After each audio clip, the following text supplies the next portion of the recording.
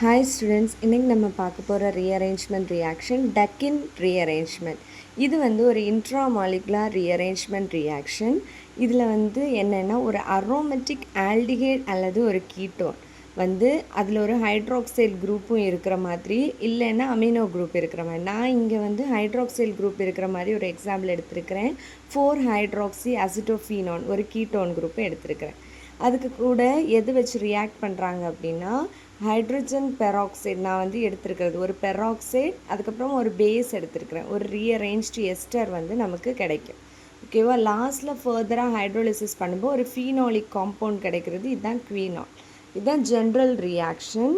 அப்புறமா மெக்கானிசம் இது ரொம்ப சிம்பிள். ஃபர்ஸ்ட் நம்ம வந்து இந்த ஹைட்ரஜன் பெராக்சைடு வந்து கூட வந்து நம்ம என்ன செய்கிறோம், இந்த OH வந்து நம்ம ட்ரீட் பண்ணுறோம். எப்படி ரியாக்ஷன்ஸ் நடக்குது அப்படின்னா OHல ஓல மைனஸ் இருக்கும்.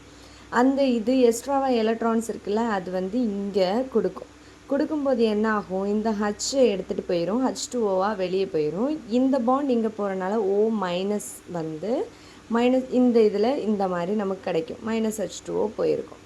இப்படி கிடைக்கிறத என்ன செய்வோம்னா இதுக்கு கூட நம்ம ரியாக்ட் பண்ணுறோம். இதை வந்து நம்ம இதுக்கு கூட ரியாக்ட் பண்ணும்போது என்ன நடக்குது அப்படின்னா இந்த மைனஸ் வந்து இங்கே கொடுக்கும், இந்த கார்பனுக்கு கொடுக்கும். அப்போ இங்கே வந்து இருக்கிற பாண்ட் வந்து இங்கே ஷிஃப்ட் ஆகிடும். அப்போ இதில் மைனஸ் வரும், இங்கே வந்து என்ன ஆகிடும், இது வந்து அட்டாச் ஆகிரும். அப்படியே அட்டாச் ஆகி OOH இப்படி வந்துடும். அப்போ இதுக்கப்புறம் என்ன நடக்குதுன்னா 1,2 ஷிஃப்ட் நடக்குது. இந்த இவ்வளோ குரூப்பும் அப்படியே இந்த ஆக்சிஜனில் ஷிஃப்ட் ஆகுது. அப்போது என்ன ஆகும், அதே சமயம் இங்கே மைனஸ் இருக்கா, அப்போ இது மைனஸாக இருந்தால் சும்மா இருக்காது, இது கொடுக்கணும்னு கொடுத்துரும். அப்போ இது இந்த பக்கம் கொடுக்கும், இங்கே வந்து இது ஷிஃப்ட் ஆயிடுது. அப்போ என்ன நடக்குது, இங்கேயும் இந்த பாண்டு இங்கே ஷிஃப்ட் ஆகும்.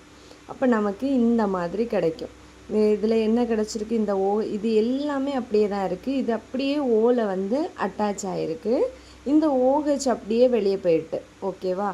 அதுக்கப்புறம் பேலன்ஸ் எல்லாமே அப்படியே தான் இருக்குது. இந்த மைனஸ் இங்கே வந்தனால டபுள் பாண்ட். அதுக்கப்புறமா லாஸ்ட்டு ஹைட்ரோலிசிஸ் பண்ணுறோம். அப்போ இந்த ஆக்சிஜனுக்கும் கார்பனுக்கு இடையில இருக்கிற பாண்ட் பிரேக் ஆகி நமக்கு வந்து என்னது, இந்த COCH3 தனியாக போயிடும். அதுக்கப்புறம் இதில் வந்து ஒரு H ஆட் ஆகும், OH வந்து குவீனால் வந்து நமக்கு ப்ராடக்டாக கிடைக்கும். இதுதான் வந்து டக்கின் ரீஅரேஞ்ச்மெண்ட் ரியாக்ஷன்.